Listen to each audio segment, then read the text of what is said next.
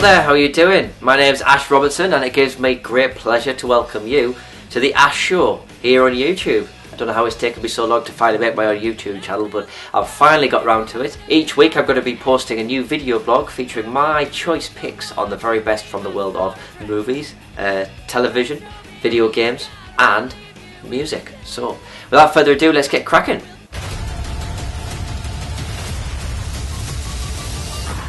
Okay, here we go. First of all, I'd like to talk about the new Blade Runner movie, Blade Runner 2049. Blade Runner 2049 stars Ryan Gosling and Harrison Ford in a story set 30 years after the original, taking place once again in Los Angeles. The original Blade Runner movie was groundbreaking in its time. When it was originally released, it didn't initially find its audience until it developed into a cult underground following on VHS and later DVD. The movie is now widely regarded as being ahead of its time for depicting science fiction and film noir in a way that hadn't been done before. It also asked questions like, what would the world be like if we had the ability to produce androids or replicants, and how it might impact society? How would you feel if you had only a 4-year lifespan? And what if you fell in love with a replicant, or even worse, what if you were a replicant and you didn't even know it? So, fast forward from 1982 to 2017, and here we are with Blade Runner 2049. So what do I think? Well, I had prepared myself what I thought would be one of the most exciting movies of all time. So did it deliver? Well, on the whole, Blade Runner 2049 is a good movie, but for me it falls short of delivering what the original did due to a number of factors. First of all, the running time. The film is 2 hours and 47 minutes, which I thought was a little excessive. Secondly, due to the running time, this makes the pacing of the film very slow. A lot of times there is far too much build-up, and I think they could have easily shaved a good 20 minutes off of the running time. Thirdly, Harrison Ford's appearance in the movie feels like more of an extended cameo when he finally does appear over 90 minutes into the thing. It's great to see him back in the iconic role as Rick Deckard, but I can't help feel his character could have been utilised better within the story. There are some fantastic shots in Blade Runner 2049, that has to be said. The production and art design are incredible, and the sound works really well to take you right to the Blade Runner universe. No Vangelis unfortunately this time, but Hans Zimmer does a very credible job with the music. There are many new elements presented in the story, and I think for hardcore fans it's going to take a few viewings to fully understand everything. A good movie that could have been made better if it had been cut down. Not for everyone, but if you enjoyed the first one, and if you like film noir, science fiction, I would recommend checking out Blade Runner 2049 now. Stephen King's It has been pretty much cleaning up at the box office. With Halloween coming up, you can see why. This 2017 reboot of the 1980s classic is a great effort. Very entertaining and keeps you on the edge of your seat. The film stars Bill Skarsgård as the It, and also features Finn Wolfhard from the TV series Stranger Things, who does a great job. As crazy and silly as we would expect from Stephen King, the story does seem more of a thriller than a horror to me, but I would definitely recommend it. It is out at theatres now. See it in time for Halloween. The new series of Power, Season 4, has recently come to a close, and for those who haven't seen it already, I'd just like to mention, Power, based in New York City, follows the character of James St. Patrick, who owns a nightclub called Truth, which is a front for his alternative persona, Ghost, the #1 drug-dealing kingpin of Manhattan. This starts to go wrong when James falls in love with an old school friend who now works for the DEA.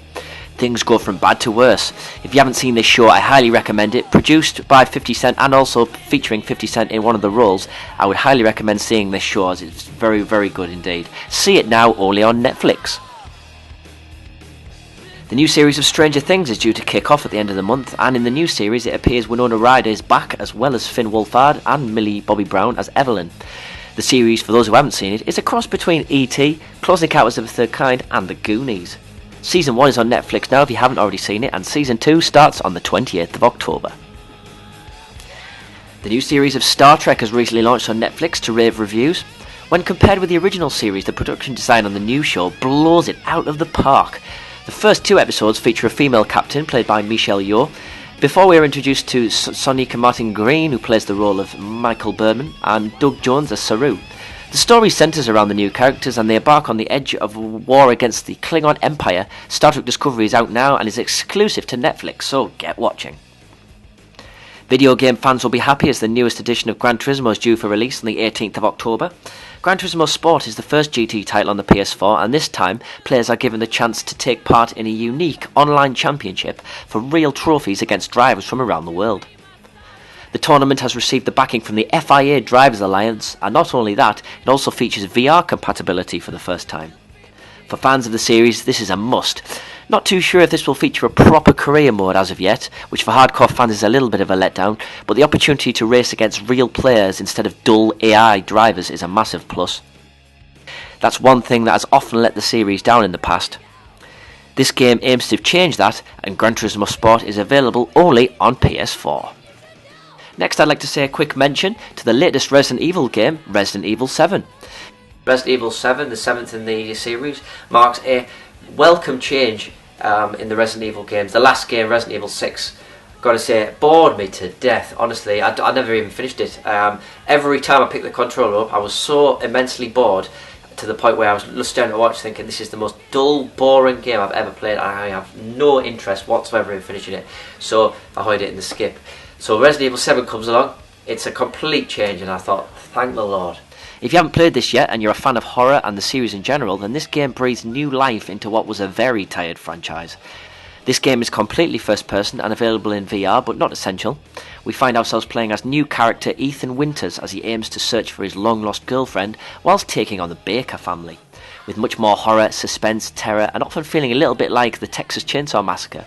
This is a really worthy effort from Capcom and brings back the survival horror element that was so desperately missing from the series. I highly recommend giving this game a shot. Resident Evil 7 is out now on all platforms. Crash Bandicoot fans will be rejoicing of late as the little devil is back in his original form but remastered for the PS4 and other consoles. Crash Bandicoot Insane Trilogy is out now and gives fans the chance to go through the first 3 games again in glorious next generation graphics. I was very impressed with this game and it's a real steal for the price. If you had fond memories of the original, then I definitely recommend picking this up. However, you definitely do need patience, as who remembered Crash was this hard? I certainly didn't. And here's a little tip for you. If you're struggling to get further on in the games and you keep dying and you end up losing all your lives, the key to progressing in the game I found is to go back and do the first 2 or 3 levels again and again and again. Build up your lives. You want a good 20 or 30 lives in the bank to really be able to progress through the harder levels later on. Crash Bandicoot Insane Trilogy is out now and I highly recommend picking it up. Also just released is the brand new WWE 2K18 from 2K Sports that has just been released for those craving some updated wrestling action. From all accounts, the core of the game has been vastly improved, the My Career is more extensive and allows you to wander freely backstage. There is also a Road to Glory mode and an online competition allowing you to use your created wrestler to fight in real online tournaments. Still work to be done on perfecting things, but on the whole WWE 2K18 is a decent effort and great fun if you're a wrestling fan. Music, and this week I'd like to recommend checking out the new album from the fantastic Swedish rock band H.E.A.T. Into the Unknown is the band's 5th studio album and 3rd with their newest singer Erik Grönwall. For newcomers of the band, I would describe them as a modern day Bon Jovi mixed with Journey and a little Def Leppard.